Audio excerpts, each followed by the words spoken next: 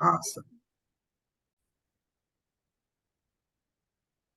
Good morning, everybody. Thank you for joining us for today's Small Business Boot Camp. It's our first session after the holiday. So I hope everybody had a great Thanksgiving weekend and enjoyed their 4 days. Hopefully you have 4 days. Spent many years in retail and did not have the 4 days. It was maybe the day of Thanksgiving, and then it was lots and lots of work to shopping, but that was in a different part of my career. So I'm glad to be here with you today. I'm Robert Theobald, Small Business Ombudsman and Vice President of Small Business Services at the Arizona Commerce Authority, and your host for the Small Business Boot Camp. What I'd like to do to start these out is if you could share in the chat where you are tuning in from. We like to see where we have everybody tuning in from different parts of the state and sometimes other states and other areas. So please share that. We've got Tucson, Flagstaff, Gilbert, Mesa, Phoenix, Chandler, Kingman, Las Vegas, all right, Tucson, Casa Grande, Quartzsite, Litchfield Park, Gilbert, Chandler, Prescott, Flagstaff, Bullhead City, Kearney, all right, welcome from Kearney. Well, that's great so far. Again, if you're new and you're joining right now, post in the chat where you're tuned in from, but we have a great representation from all over Arizona today, so we appreciate everybody being on with us and sharing your time with us this morning. We hope you get value out of this session. As we like to do, we like to start by first thanking all of our community partners. We could not do these webinars, these boot camps without our community partners, their time, their effort, and their expertise. This is just a small sample of the 130 plus different businesses that have or partners that we have for the presentations, for the webinars. And we've got over 200 different presenters from all these different companies. So again, we couldn't do these without them. So if you're new, the Small Business Boot Camp is a webinar series designed to help small businesses prepare, plan, and grow.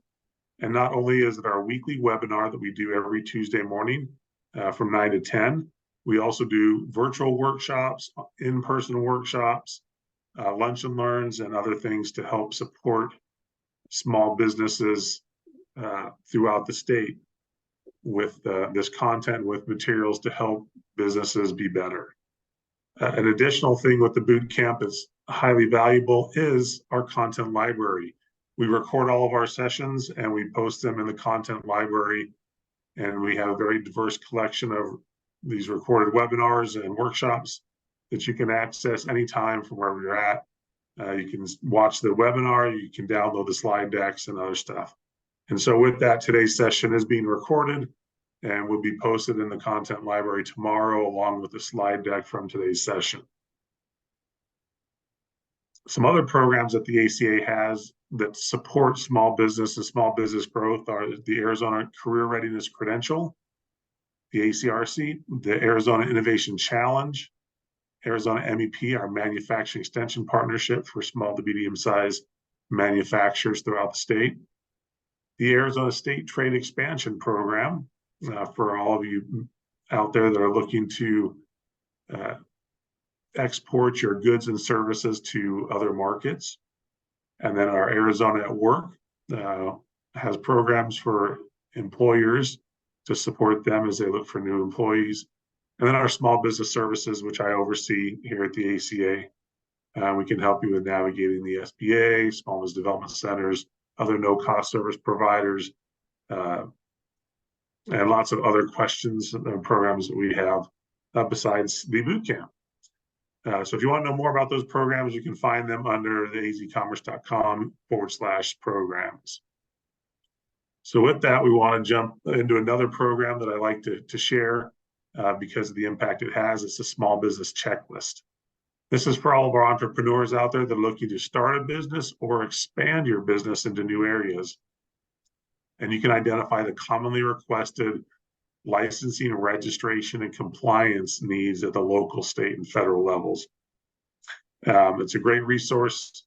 And on there, you can also find our virtual assistant, Sally. Sally can help you with some of the questions, but the actual checklist has significantly more information than our virtual assistant can share on her screen. So with that, we want to jump into some updates. Couple things we want to make everybody aware about. There's a great webinar tomorrow that the Arizona SBDC network is hosting with the IRS, called Protect Your Business and Yourself, Scams and Tax-Related Identity Theft.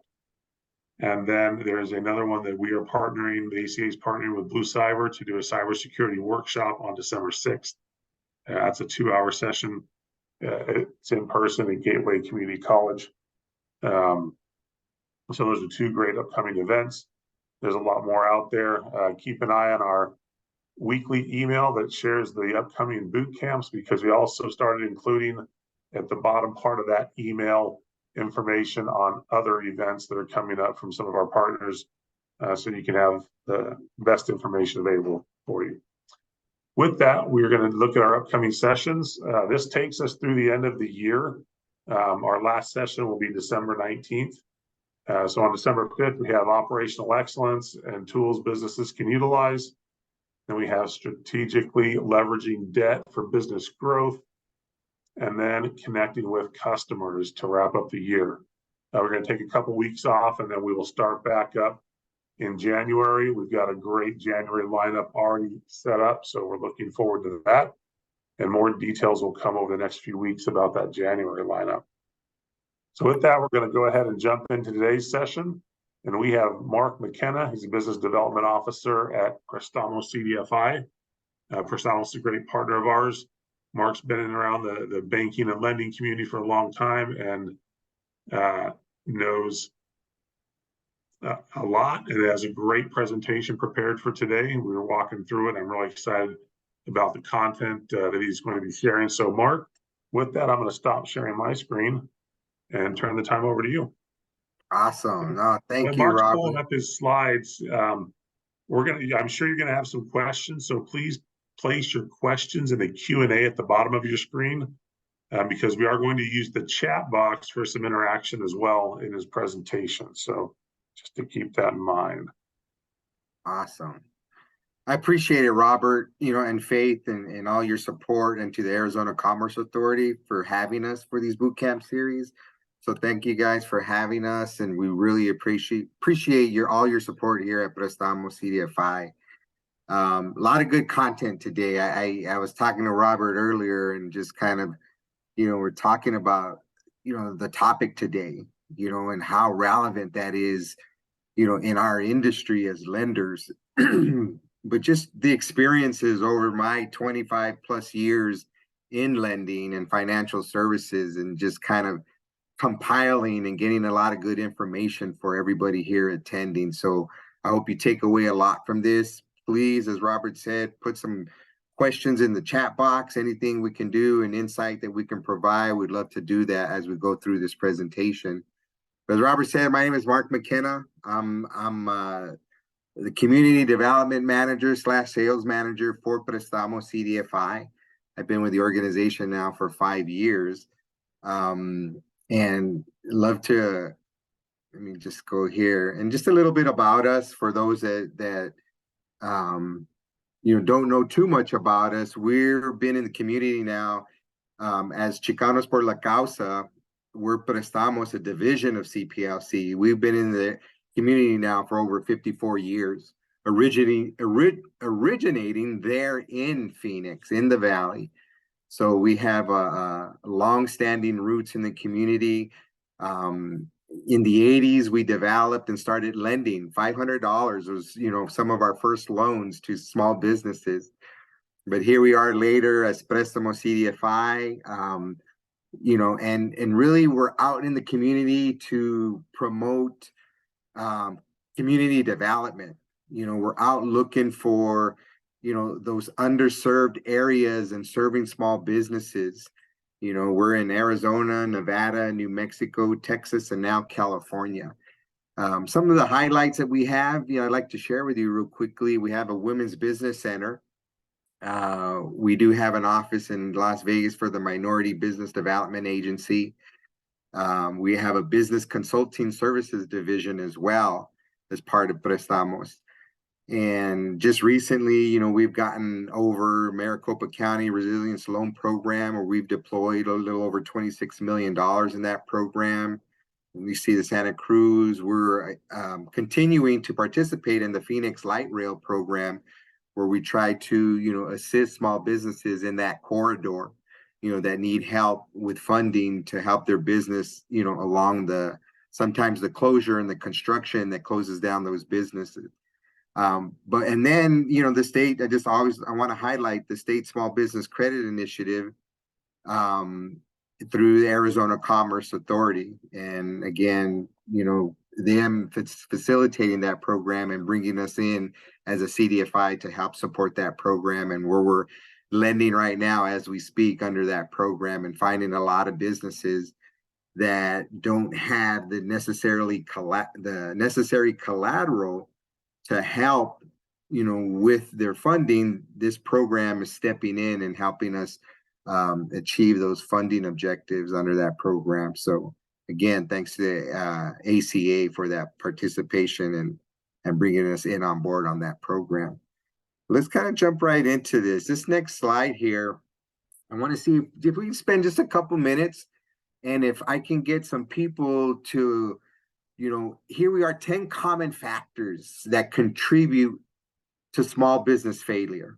I want to get your feedback. I want to see, what you feel those common factors are. And if you can help me and put in the chat, and we can kind of like type in as we go some of those things that we see, that are coming across in the chat.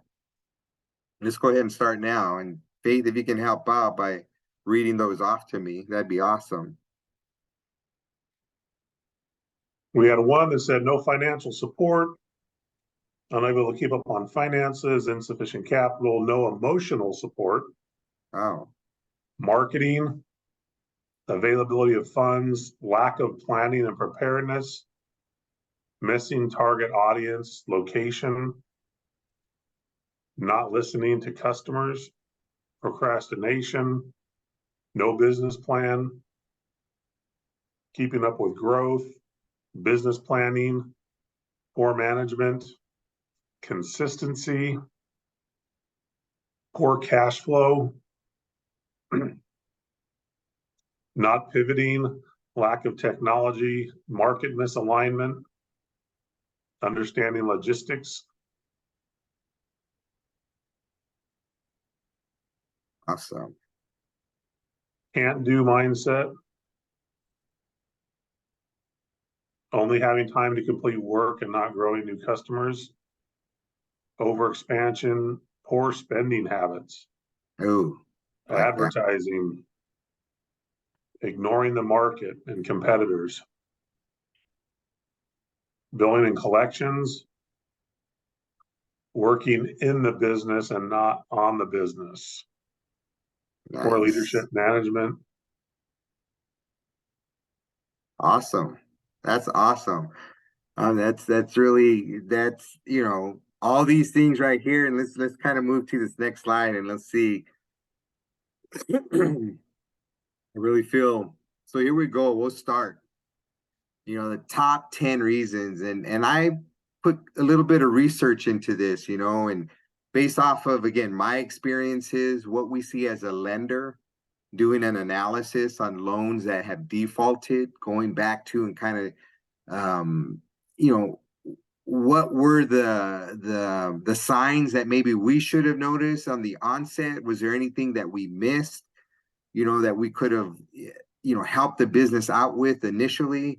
Or, what did they see during the course of a loan? 1 year, 2 years, 3 years into it, what were those factors? So pulling from that, doing research from a lot of our retail banking partners' input on this as well. But so here, this is the list that we've came up with. And, that number one, insufficient capital. And that was mentioned quite a few times here. And as I'm, speaking with you, I'm also going to be looking at my screen as well, because I have this multiple screen set up here. But insufficient capital, and that's why people actually come to us, as the lender. but understanding, and what are those primary reasons for small business failure? And that one of it is a lack of adequate funding. We know that. We see that out in the market, hearing it from you right now. But that insufficient capital, it leads to cash flow problems, making it challenging to cover expenses. And somebody mentioned their expansion. I think that was said a couple times, right? And especially in those time periods for expansion, and Robert and I were talking about this just before we started, having access to capital, or at the very least cash reserves, for that expansion. So, a highlight here is knowing when to borrow as well is huge, in this. So getting, insufficient capital is one. Poor financial management. Somebody mentioned this, credit issues, right? My thing and best practices that I've shared in the previous bootcamp series and other presentations that I do, lack of bookkeeping. This is huge. And I see this too often with small businesses, but the lack of bookkeeping is one, and then failure to monitor cash flow. Those are two things that I highlighted in this one particular area. And again, monitoring your cash flow is something as easily as, maintaining your profit and loss statement month to month. But this, definitely can quickly lead to financial trouble. And again, ultimately, we see business failure from here. Lack of market demand. And this is something where,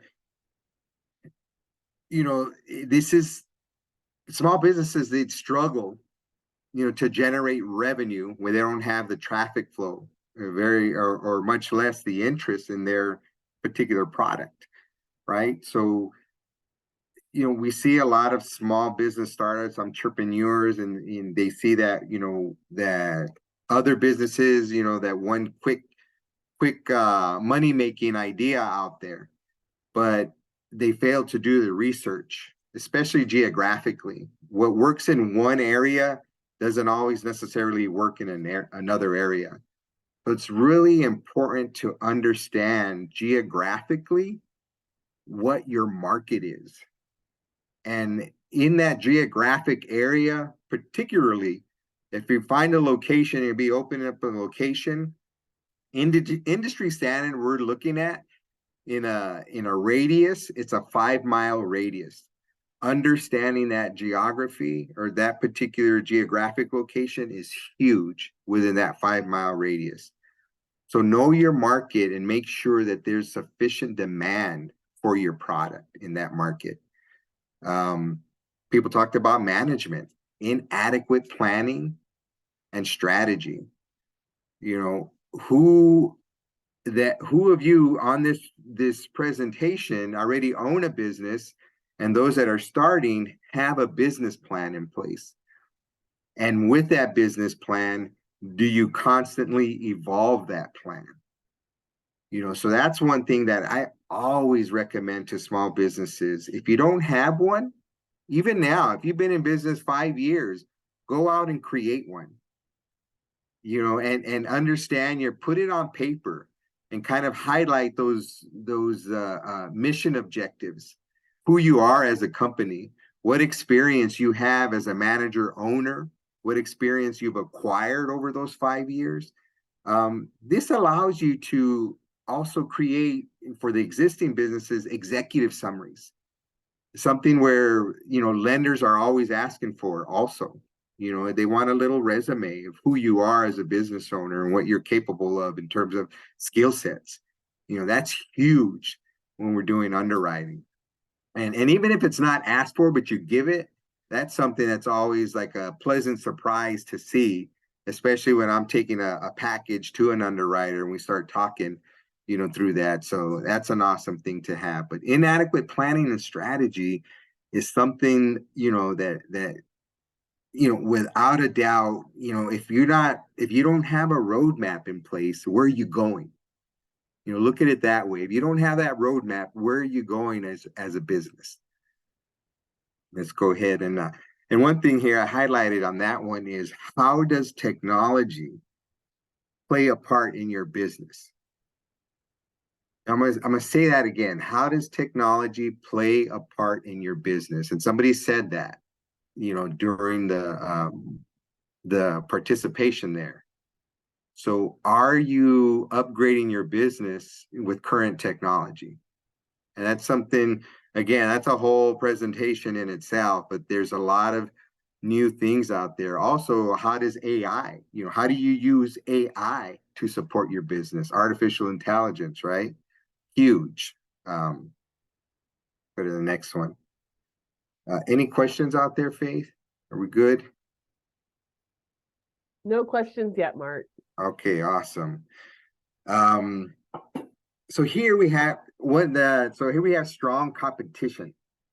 Intense competition can make it difficult for small businesses to gain market share and differentiate themselves from larger or established competitors. A lot of times as a lender, we see, and let's take an industry, right? The coffee industry, huge, right? And we Americans, we love our coffee, and there's opportunity out there in that space. So we see a lot of startups, especially, and I'm a big, proponent of visiting local coffee shops, and hanging out and doing my work and setting up shop there. It's awesome. But as a new owner, are you, doing homework on your competition? We had one business that opened up a coffee shop, and they were a mobile, and going from mobile to retail space, there's a big difference, because aside from the mobile, you can go to the foot traffic.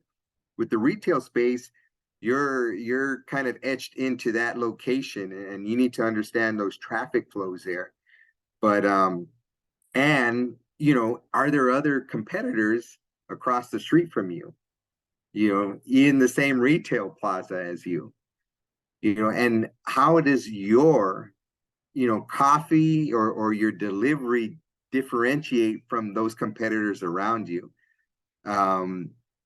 So this is a struggle with somebody that we actually recently lent money to, and kind of figuring out, and establishing themselves. But you need to understand these things beforehand. When you don't identify, to your competition and understand how your product is going to differentiate yourself from them, it's going to be challenging. And then again, we see that and then what I've seen lately is, and especially now out here in the Tucson area, Starbucks is throwing up retail locations all over the place now. So and we had some competitor with a local coffee shop drive-through. It's probably something they couldn't predict, but a very popular drive-through coffee shop right next door, Dunkin' Donuts, through a building there. So how do they now compete with a national chain? So this is something that people contend with, and a lot of times we see it. I see it all the time, where those national franchises, companies put local businesses out of business. So that's one thing that you have to contend with. The next one here, lack of marketing and promotion. What is your presence out there? And how do you create an awareness of your business? And we'll go back to that previous slide where I mentioned, how are you utilizing technology? How is technology a part of your business? One of these platforms is, how are you utilizing social media? And I see it a lot of times when we'll ask that question, and through our business consulting services and technical assistance services, this is huge, where we start showing them how to use LinkedIn, Instagram, Facebook, Twitter in some cases. How do they put their business out there, going on, and being, the Google reviews. How do you utilize those reviews and take advantage of what people are posting online? So it's real. And, I think going back to and really identifying who is your target market. Who is your target market? How much research have you put out there, for the startup businesses, and now for existing businesses? Are you going out there and doing an analysis of who you're selling your product to? Are you pulling demographic? And that's important to understand. And that's when, as a lender, every application we come through, it's huge for us to gather demographic information, to do an analysis and to tell you who our target market is. I can tell you how many loans we've, lent to the Hispanic community, African American community, Asian community, the Caucasian, just all these different graphics, and even break it down from there. But it's important to understand that piece of it too. Who is that target market? But let's focus in here on this next one, because this I heard a couple times. But I put it down also. I wrote a note, and I put management. Huge. So especially with startup companies, one of the first things that we won't even proceed with an application unless we have a business plan. In that business plan, we want to see the experience of the owner. Too often we see people getting into an industry they have no knowledge of, none whatsoever. So this is, again, something in our particular underwriting policies and practices. If we see a person coming into an industry where they have no knowledge, it's hard to find justification to lend money for that startup business. But if there are those businesses, and especially like if we're going from a food truck to a retail location, we consider that kind of like a new transition in the business, but focusing on experience is huge. So we know he's focusing on people that have been in the restaurant industry, and they want to start on their own, and they have 20 years experience in the industry, starting off as a busser, working their way up through manager of a location, understanding all the different nuances with the restaurant industry, from scheduling to inventory, and how they manage that component, in food services is huge, huge. And if we see that, that's gonna, you're gonna have strength in an application in that. But it's understanding an industry to where you're gonna also foresee challenges in that industry. But too often, we have that lack of management and leadership to be effective in running a business. So, and there's a lot of resources out there available to help small businesses through that as well. So there's plenty, we have those services available as well. Robert was mentioning some classes, that are available, this boot camp series, right? These are all the resources out there that are going to help you, get that knowledge behind you. But sometimes the leadership component comes with experience, so that's one thing. Again, poor management and leadership is huge. One highlight here on this one is for those startups, and even for existing businesses that you find yourself challenged for whatever reason, seek out a mentor. Go to somebody in your industry. Yeah, I see a lot where successful businesses, owners, they're more than willing to share their experiences and successes with other business owners. Um, so look at those opportunities and try to find, seek out a mentor. So that's a really to me a very valuable way to kind of gain some of this knowledge. Go to the next one here. Somebody mentioned this customer service, but this is, to me, and again, as a consumer, um, I always appreciate customer service, and going back to, understanding who your client is, understanding your demographic, who your target market is. But this is huge for retention, that repeat customer. That's revenue right there. When businesses don't apply, or have strong customer service initiatives, we see this a lot, and how many of us out there have not gone back to businesses because of poor customer service? And product could be decent, whether it's a restaurant or something you're purchasing.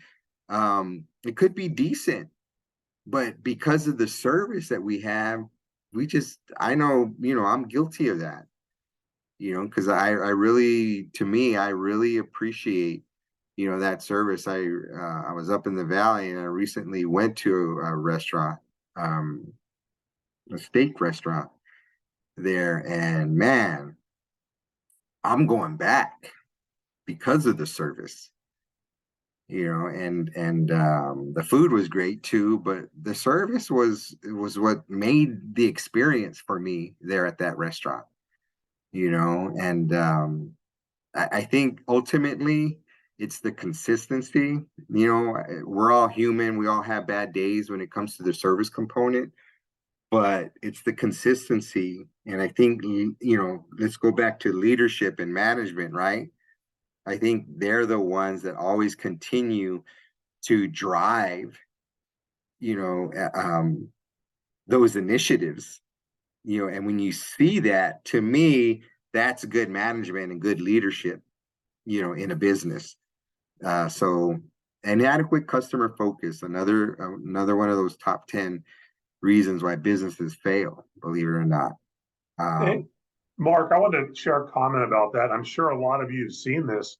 It seems as though post-COVID, during COVID, Mm, post-COVID, there was a significant change in customer service, and lots of people allow poor customer service as an excuse now.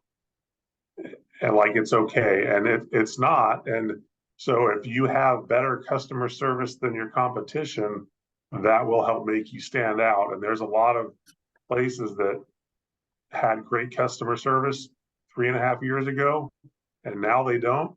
And they're also wondering why they're losing out on sales. no, I'm glad you made that point, Robert. That's so true. And the other thing, what kind of comes to mind, after hearing you, is, yeah, the COVID issue.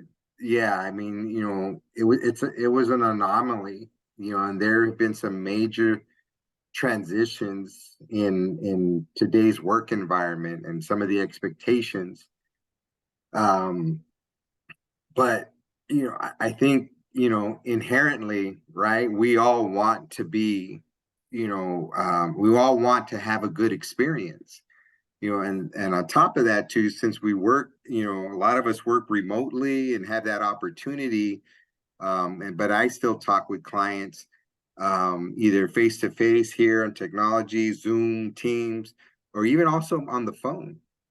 So that's another, just a simple act that a business can really enhance, is how people are treated on the phone.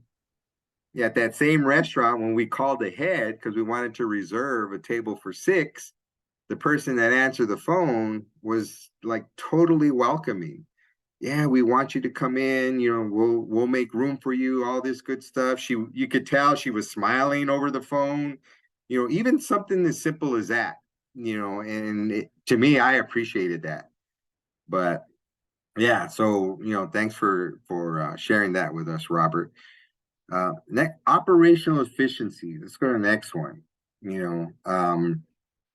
Here, and let's go back to, I say I use the restaurant industry a lot because, again, as in Arizona, that's a huge industry, and there's so many restaurants, out here, but again, operational inefficiencies, that comes to mind in the restaurant industry, and again, being able to manage inventory adequately, but the lack of, you know, adequate management is what ends up becoming an issue,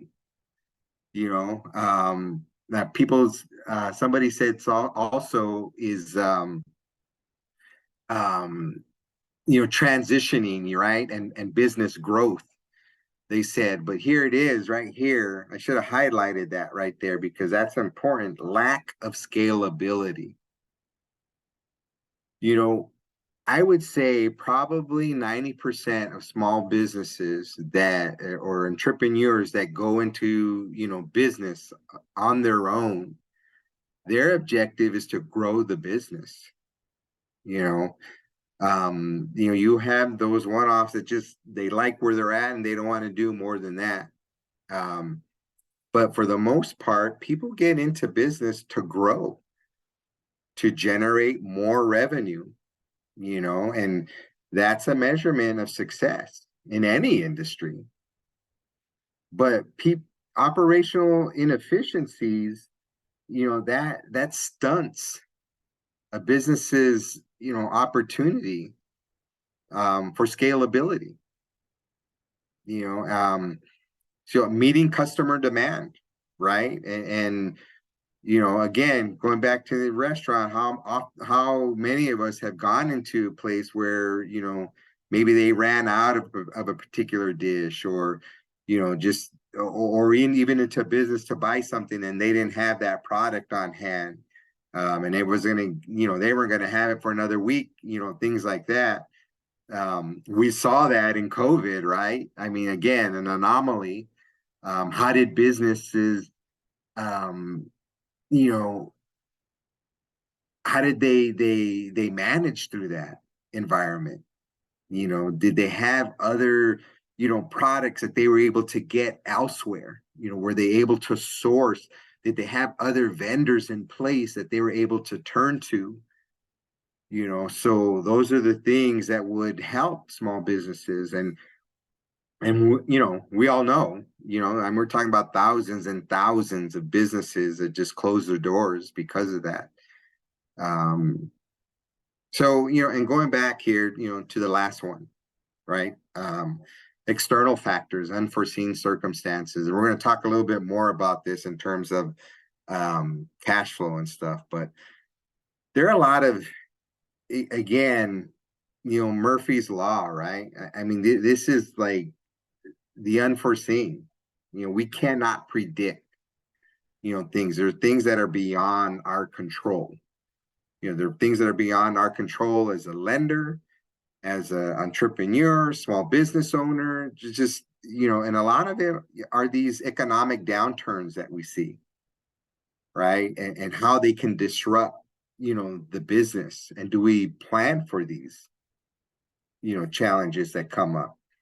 We all know about COVID-19, and I think that's, a huge learning experience through the process. But if anything, for me, one of the things that, I've learned is,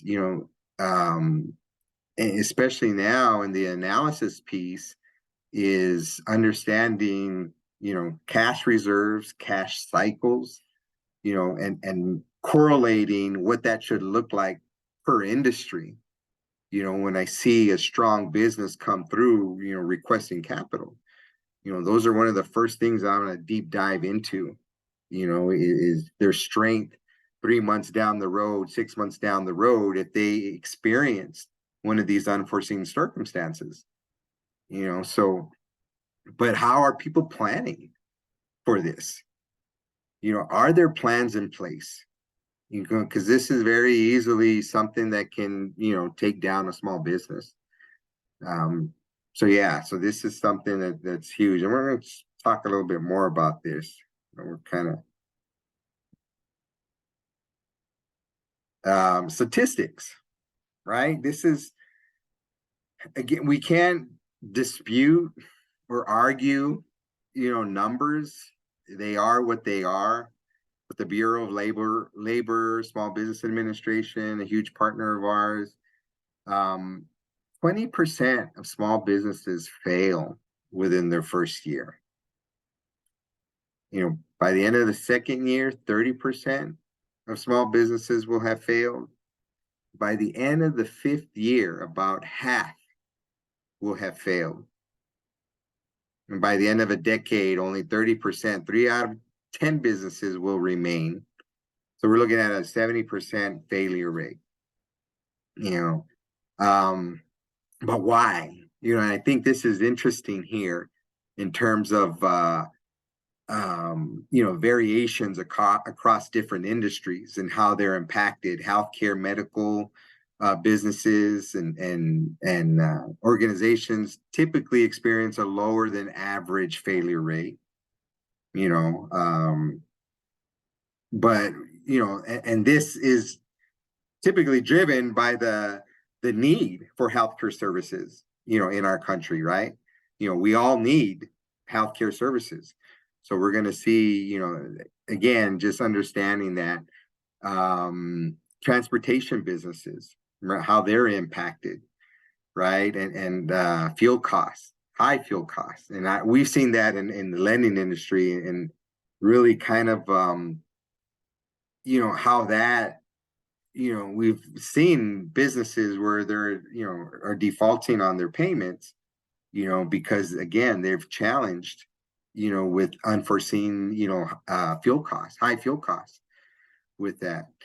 But anyways, that's just something I wanted to share with you real quick, and an understanding. This next slide here is a little interesting in terms of, why failure matters, right?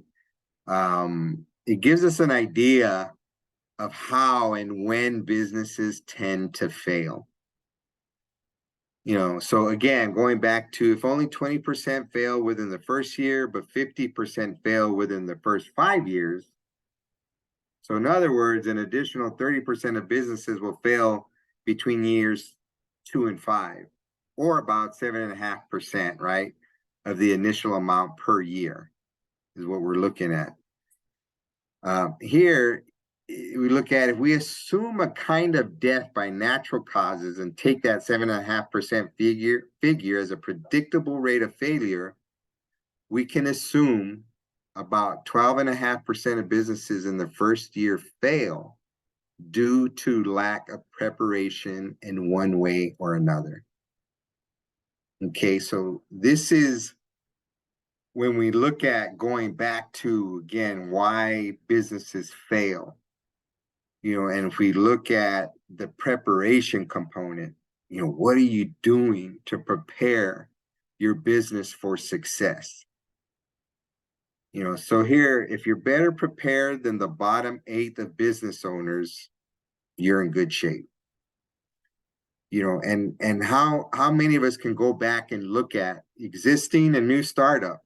How can I better my business plan? What other things that can I look at in terms of, allowing, or setting me up for success as opposed to failure?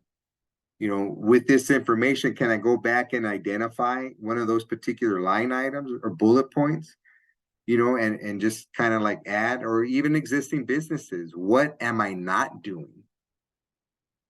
Going down and looking at all these 10 items, am I focusing on all these 10 items? And grade yourself. And that's, for me, if there's anything out of this, is grade yourself on one of those top 10 items. Where are you at for our existing business owners? This, I pulled JP Morgan Chase. I interviewed it was over 4,000 businesses. to get this data here. Here they call it measuring cash flow, cash inflows, outflows, balances, and buffer days. There's a little calculation here on how to kind of really get, these buffer days, and average, right? And what I mean by buffer days is having, how long can your business go without revenue? Again, going back to if you have to shut your doors down, how long can your business stay shut without generating revenue? Or how long can you withstand an economic downturn? And understanding, so cash inflows are huge. You need to understand, your profit and loss statement. But here, this is going to be a slide that you can take a look at, and by industry, it'll show you here what those cash buffer days are per industry. And going back to what's the industry standard in terms of how much cash reserve you should have on hand to be able to sustain your business, right? Well, 3 months is the minimum. So for existing business owners, can you say that you have those cash reserves on hand to maintain your business for 3 months if you lost revenue? Some people say that it should be up to 6 months, right? So again, what's your strategy around that? But this is a good slide, and I wanted to include this here so that way you have an opportunity to take a look at. And and again, the calculations are very easy and simple here. Cash balances divided by your cash outflows equals your cash buffer days.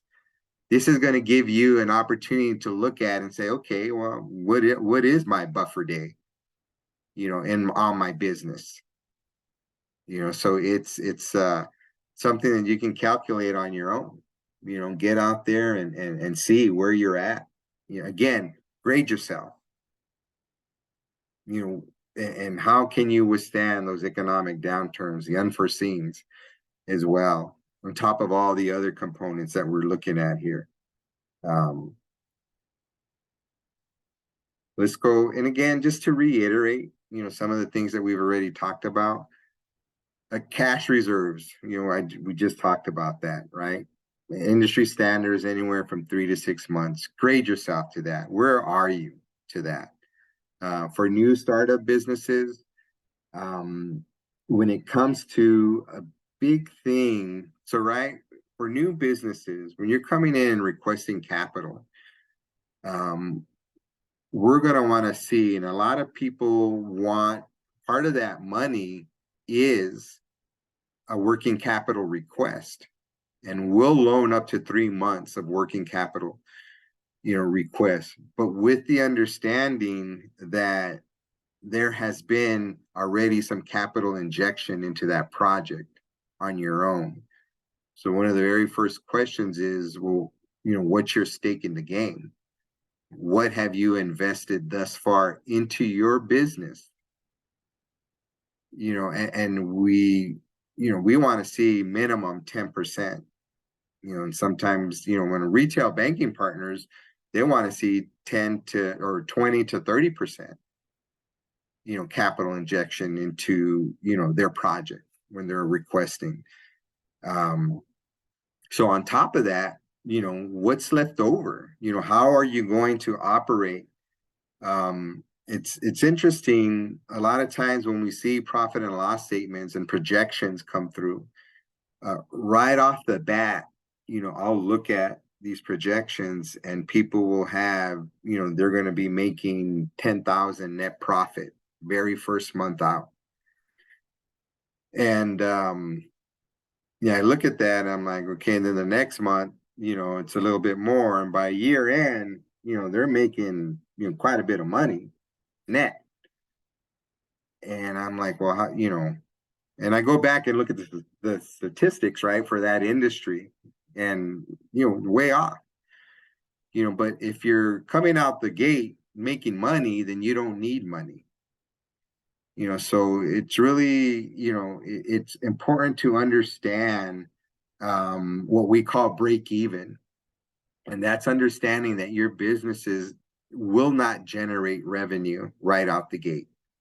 We all know that. As a lender, that's what we know. And that's why we understand people come to us for money, for lending, right? Capital. Um, but cash reserves is huge. Setting that money aside, and again, for me, it's unexpected challenges that might arise. Um, Auditing your P&L statement monthly, knowing your business. There's nothing more exciting for a small business to come in, and when I ask, well, what was your profit last month? And boom, they just spit it out. Or what are your expenses here and here? Oh, boom, they're just spitting it right out because they understand. They know. And you'll know that by identifying, and being able to read your profit and loss statement in a way where, every facet of what the business is doing. And this is on top of being the expert in your field, whether it be restaurant, medical, professional, if you're an attorney, you own a law practice, if you're a pet groomer, you know, you're starting in that business because you have a passion and a skill set, you know, in that industry, that you can deliver on. But when it comes to operational efficiencies and understanding the back shop stuff, sometimes, that's going to take, there's a learning curve there to understand that piece. But, the more and more that get with your accountant, your bookkeeper, they send you a P&L statement, you should be going over that P&L statement, with your accountant or bookkeeper monthly. Understanding cash flow cycles, right? It's the seasonality in your business. This is, again, huge when it comes to, when people here, we're just into the holiday season. We're getting a lot of people coming in requesting some money because they want to shore up inventory and get some inventory in place because they know this is the season, right? Again, if people are coming to us now for this, they're a little late in that process. They're going to miss that window. So how are you planning? If you understand that, how are you planning for that? So you need to be going out, 3 months way in advance, before this time hits. So those are some of the things, again, I think this is huge. And this is just where I see a lot of weakness with some small businesses and understanding that. And going back to the projections, when we request projections from startup businesses, we want to see that in the projections. We want to see the ebbs and flows of that business, which accounts for seasonality. Let's go back to the restaurant industry. We all know in Arizona, we take a dip. Coming the summer months, we see a lot of migration out of Arizona. And so our summer months are typically, historically lower than other months of the season. Do people plan around that? And that industry touches so many other industries as well. So doing, again, constantly researching your industry.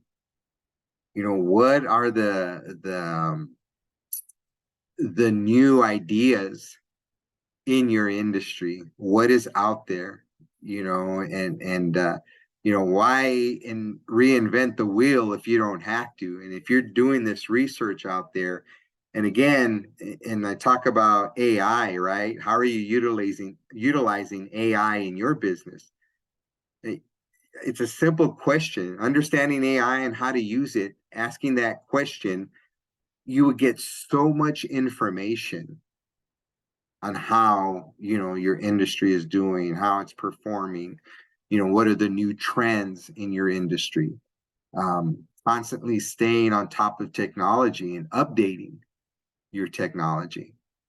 When we look at, I read this one study one time in terms of generations, right? People's mentality, and the psychological impact, through generations, and it's just a natural course of evolution. As one generation leaves us, we have a new generation coming up, utilizing our product, using our services.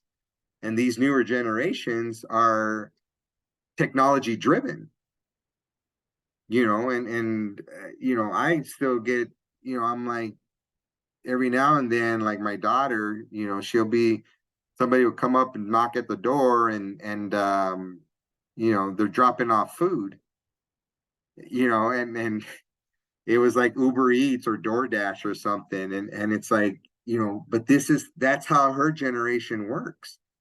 As opposed to driving and going somewhere, they're going to use, tech, and all of a sudden it's at their doorstep, food. So yes, to me, it's huge, staying abreast of how your industry is evolving is crucial. Okay. And utilizing the resources available to you. I'll end it there, where it's, again, ACA, huge partner. Again, thank you for all that you do out there. This boot camp series that you're providing, awesome. All the resources that you bring in, at everybody's fingertips. All these various resources are there for you, but how often do you utilize them?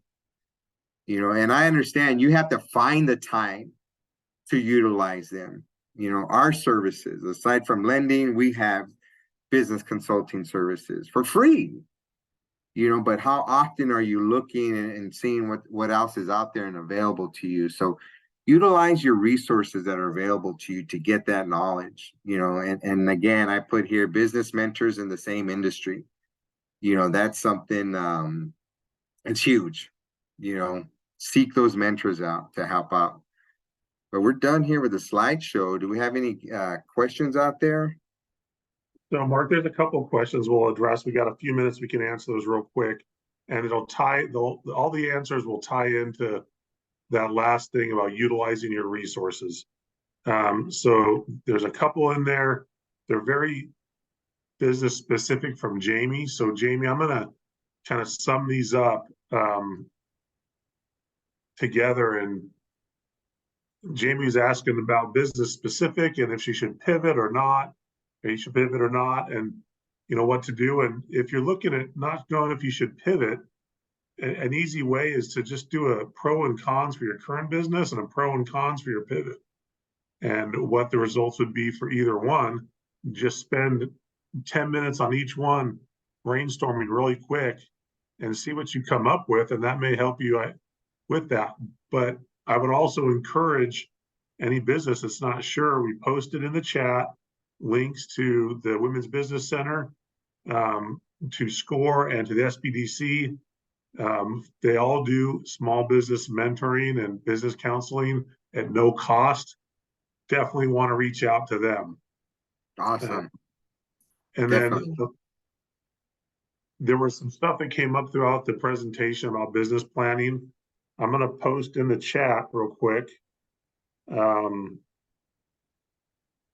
a link to a boot camp session in our content library on the business model canvas. That's a great place to start on your business plan if you haven't done one before, to get you thinking about the different parts of your business. You're going to see it says 2021. The webinar is still valid for today, the way that our presenter for that one went through it. It's a great session. And then lastly, there's Christine had a question about when a manufacturing business should be making a profit. And Mark, I'll go ahead and answer this one too. On that one, Christine, and for anybody else, that's where your business plan and your business projections are extremely important. When you're setting up a business, or even after your first year of business, you should have a business plan with your projected sales and financials, so you can see going into it that, hey, I'm going to lose money for 3 months. but then I should be making money month 4 and making even more month 5.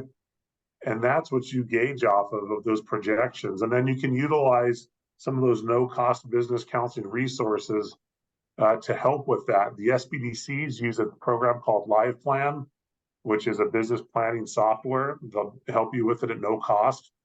So I definitely leverage that. But if you don't have those plans and goals of when you should be making money, based on your industry, based on your knowledge of the industry and your projections, then you don't know if you've gone too far or you're making it too soon, which there's never too soon, but to be making money, but you have that goal to base off of. So Mark, I don't know if you want to add anything to that piece. No, the only thing I would say that, and when it comes to manufacturing, and again, what manufacturing industry are you in?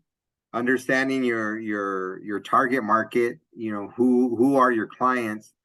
But one of the things in that particular industry that I've seen is really you need to understand your receivables and what the timing behind those receivables, and again, it's going to be industry specific, but how long down the road, especially in government or procurement contracting, a lot of times they're 30 days, 60 days, government contracts could be as much as 90 days out. So as a manufacturer, it's important to understand that if you're going to manufacture a certain amount of product and it's out for delivery, but you're not going to get paid on it till 90 days down the road, how are you compensating? What are you doing, to understand, again, cash flow cycle, right? Going back to that. So that's all I would add in terms of manufacturing. Understand your receivables, when your vendors are going to pay you. So that's an important part, of that piece. Excellent, thank you. And that's it for the questions. And we are a little past time. I want to thank all of you for staying with us as we went over, but I know we do need to wrap up. So we want to thank Mark for your time and your presentation. Great information on there. We're actually going to use some of those things for planning the rest of our 2024 boot camps, and have experts come in that can help us with a number of those different topics on that top 10 there. So thank you for that. And again, we want to thank everybody for joining us today and invite everyone to be back next Tuesday for our next session. But until then, have a great week and we will see you soon. Thank you. Awesome. Thanks, Robert. Thank you, everybody, for participating. Appreciate it. Bye. Bye-bye.